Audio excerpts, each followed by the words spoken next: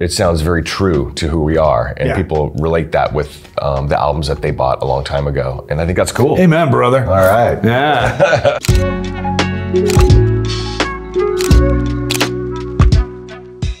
How was the process of making your previous album, Let the Bad Times Roll?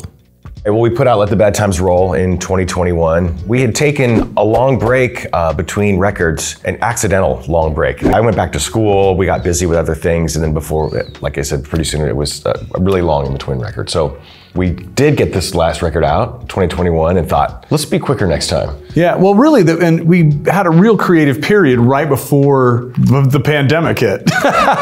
So like half the last record was done right before we released it, and we knew we were close, and then the pandemic hit, and we were like, oh man, we don't want to release a record in the middle of the pandemic. So we spent a little more time just kind of polishing it, going over the artwork, and then we realized we don't want to wait anymore. It's been too long, so we did put the record out. We kind of took advantage of that time to kind of get ourselves together as a band and get tighter playing, and you know, there actually were shows kind of happening here and there, you know, it would start and stop. We did a tour in the UK in 2021, I think, and then the whole thing kind of shut down again, so we were kind of sporadically touring during COVID, and it just felt like we were really getting momentum again. It had been a long time since we put out a record, and we didn't know whether the audience would still be there, but they were. We had great reviews and great reaction. We were doing all the interviews, and the shows went over great. We played our biggest shows starting with that UK tour, started playing arenas.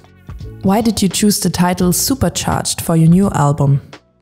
I mean, I think this album feels supercharged. The songs are all high energy, and it's very fiercely independent, and it's very kind of in your face, and it describes how I think we feel as people, but I think it also describes how we think other people are feeling. I mean, you get a sense of what you think is going on in the world, right? And I think that people are excited, in a good way and a bad way. Overly excited, a little overly sensitive sometimes, a little, you know, riled up. I wanted to put that across in the music we did, and a song like Light It Up is a perfect example of that, where, you know, in the song I'm singing about how I'm sick of this shit and I'm gonna do something about it. I'm gonna go, I'm gonna act, I'm gonna do something. And that's kind of the sentiment that I think we're all feeling in the world right now. Do you feel like the record sounds similar to your earlier songs? Yeah, for sure.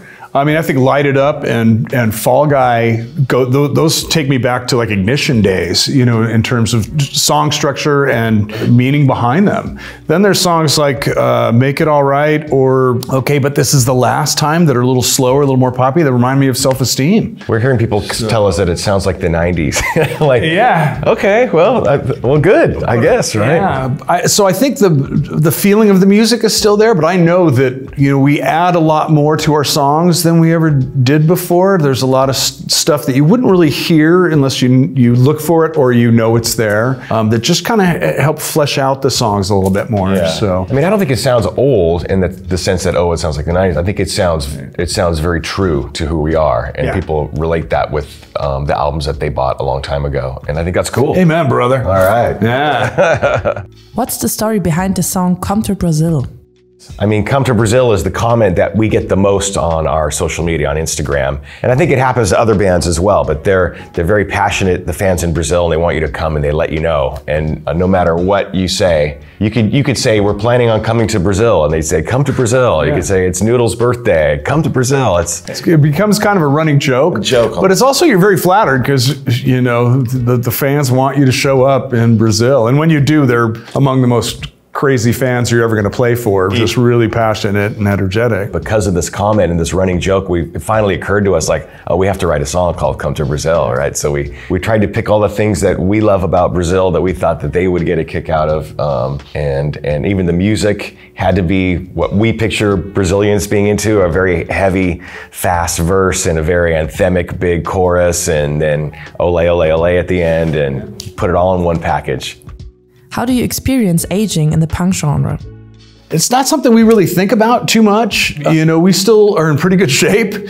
I also think going out and playing for a living, and our front, the audience has never changed. They've never grown a day. Now they bring some of their parents with them. The whole front row is always still, you know, very young people. And we feed off that energy, you know, and I do look at people like Mick Jagger or Greg Graffin to give me inspiration moving forward. I think our job keeps us young, you know? We've got the best job in the world. Absolutely. What are your goals for the future? Oh man, there's still a lot of things we haven't done. We've never made a documentary about the band, like some kind of monster, the Metallica one. There's still parts of the world we've never been to. We've never been to the Middle East, really, so we're talking about going to Dubai next year. There's a lot of Asian countries that we haven't been to. Never played Hong Kong. I would love to do Hong Kong. I think what we'd like to do is maybe play all 7 continents. There we go, Antarctica. Yeah. Apparently you can do that. You have to do it with headphones though, because you don't want to disturb the penguins, you know, and the seals. So that's true. Like yeah. Might be a little more than that, but okay. Okay.